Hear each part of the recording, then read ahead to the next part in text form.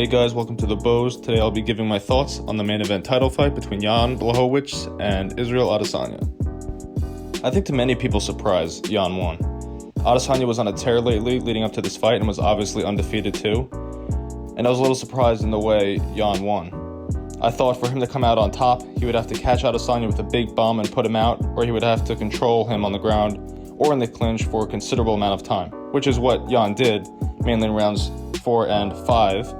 But Jan was forced to stand with Izzy for most of the first 3 rounds. And it was pretty even on the feet. I think Adesanya won the first round and Jan won rounds 4 and 5. I think those rounds were pretty decisive in who won. I thought rounds 2 and 3 were very close and could have gone either way. I wouldn't have been surprised if they gave Izzy rounds 1, 2, and 3 because they were that close. But at the end of the day, I think the right guy won. To take the title from the champ via decision, it has to be obvious, and I think the argument for Adesanya is plausible, but not as strong as the argument for Blachowicz winning the fight. Very close fight though. So how did he do it?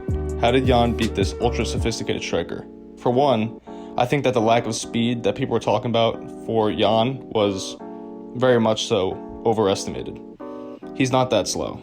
2, like I said in the pre-fight video, Jan's reach is fairly close to Izzy's. It's only 2 inches less. Jan is also a pretty technical striker himself. His defense is especially noteworthy. Fighters have a hard time trying to hurt this guy. He checked many of Izzy's leg kicks, and he covered up nicely when getting struck to the head and body. This is something I noticed in his previous fight, too.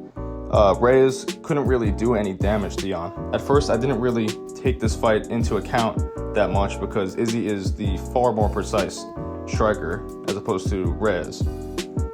Although Izzy did not damage Jan that much, he damaged him more than Reyes, but it wasn't like a huge amount, even though he's so much more precise in his striking. Obviously, Jan's size played a factor in the fight as well. Jan didn't have an easy time taking Izzy down, especially along the fence, but when he did get him down, Izzy couldn't get up when his back was flat on the canvas. There was also a discrepancy in skill in the grappling department. Jan is better there, for sure, but it was exemplified by the size difference. Besides Jan's technical skills being severely underrated, Jan is also 1, very patient. He stays very disciplined, even when things aren't going his way, like what happened in round 1, which he lost the first round. And 2, he's incredibly opportunistic. He always seems to be able to capitalize on people's mistakes. We saw this specifically in the Corey Anderson fight, when Corey Anderson threw a naked leg kick without any setup, and his hands were down, and his head was right there to be hit. A lesser fighter may not have capitalized on this, and have gotten out-wrestled by Corey like many people do against Corey. They get out-wrestled, which is what people thought was going to happen in that fight with Jan anyway, because that's what happened in the first fight with them. So people were expecting the same exact thing. In the Reyes fight, he saw the openings to the body for the body kicks and punches to the face that ultimately ended the fight and put Reyes away. Jan was also very patient in the Reyes fight and didn't overextend himself in any situation.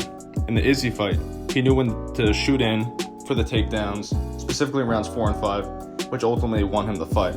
The round 5 takedown was especially well timed. Overall, I'd have to say that Jan is a great fighter with very high skill level, experience, and fight IQ. We are seeing this trend nowadays with these UFC fighters who have been around for such a long time, where they have had their fair share of losses, and they're now at the top of their game.